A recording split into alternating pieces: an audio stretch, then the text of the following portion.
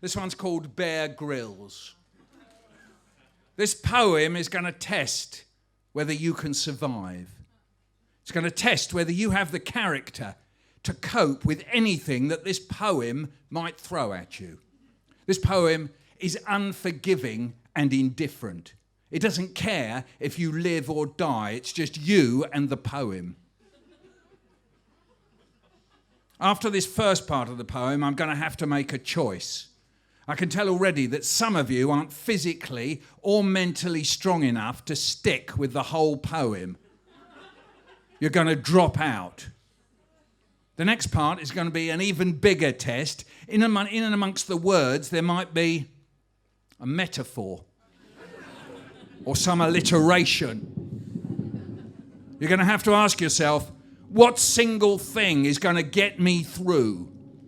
You might have to grab a word, squeeze it, even eat it, because this poem is like a forest that you've got to get through. You have to use whatever it takes, even if it means eating the person next to you.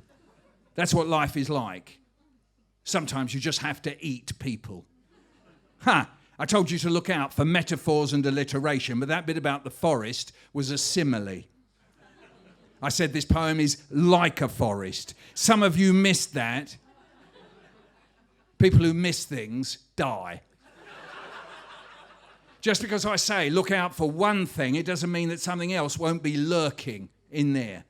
It can happen in a split second. It could be something you hadn't reckoned with. That was a hidden rhyme. Second, reckoned. And some of you ignored it, and it went into your head anyway. And that's the difference between life and death.